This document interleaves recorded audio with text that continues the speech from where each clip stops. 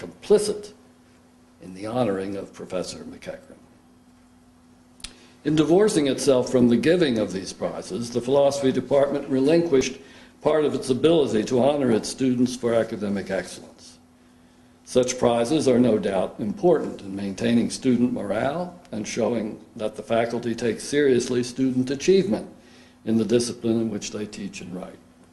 Nor was there any way at that time, actually, the prizes had been refunded, but under another name, of refunding the prizes under another name or from another donor.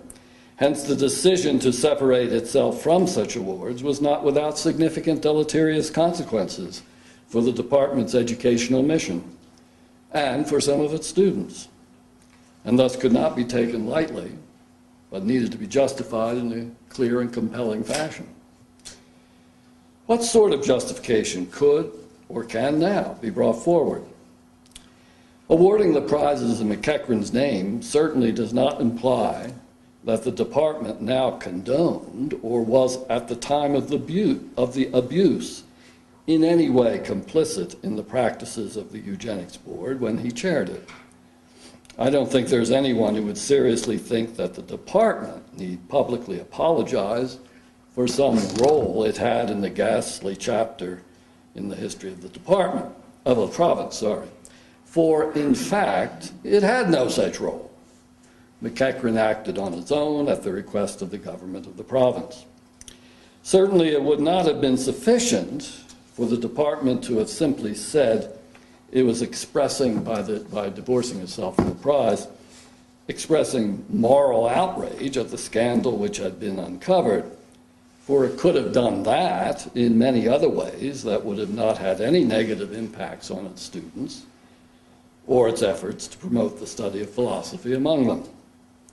Rather, the crucial point, at least in my own mind, was that by continuing to award the prizes, we were honoring year after year, not just worthy students, but a man whose memory the department, and the university for that matter, should not continue to honor, in view of the facts recently brought to light about the way the Eugenics Board proceeded. But this is the point at which matters, as I see it now, get quite complex. For it's not easy to say just when a person's memory should no longer be honored by institutions to which he was no doubt a great benefactor. Professor MacEachran was really one of the founders of the university, as I said, and he established both the departments of philosophy and psychology. No doubt his efforts and accomplishments in that area should be remembered with appreciation. Nor is there any reason to think that he devoted himself to his academic duties out of a desire for personal gain, or did indeed benefit in any but the usual ways from his career as an academic. The same applies to his services on the Eugenics Board. So far as we know, he did this as a public service and thought he was benefiting the province and Canada thereby. In other words, there are certainly good reasons to be given in favor of honoring this man's memory, and in the absence of anything countervailing, they are sufficient to justify such a practice, both by the department and the university. But there is something that countervails, of course, and what it is the appalling disregard for the most basic of human rights that was shown by the committee which he chaired. All the evidence points to his having completely approved the way the Eugenics Board proceeded and the decisions that it made. Is this not enough in itself to justify the department's dissociation from the prizes? A case can be made that it is not enough.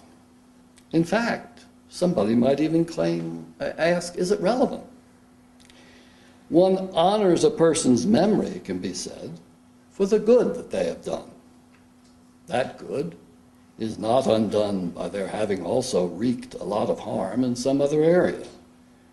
The lives of the best of us are marred by errors of judgment, even moral judgment. No one is promoting MacEachran for sainthood. All we are doing is honoring his selfless dedication to the good of the university and the department. That he did some pretty ghastly things in another context, it may be said, is beside the point.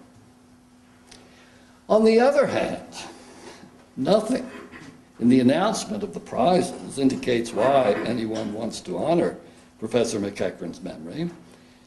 And indeed, the university is happy to accept such bequests in anyone's name, as long as nothing comes to light which would make that name be one the university would be embarrassed to be associated with. Ah, is that then the whole point? MacEachran had become, or threatened to become, someone with whom the university and the department feared to be associated because of his management of the sterilization proceedings, for which the government, provincial government, was about to make an official apology. So then, the department divorced itself from the prize out of fear for its public reputation. It was willing to deprive students of the benefit of the prize just in order to make sure it was on the right side of public opinion, in order to take up a moral posture, as one of my colleagues said at the time. It wanted to be on the right side of public opinion should the matter blow up into a huge scandal. It certainly threatened to do so. So a somewhat cynical opponent of our decision might have said and might say today,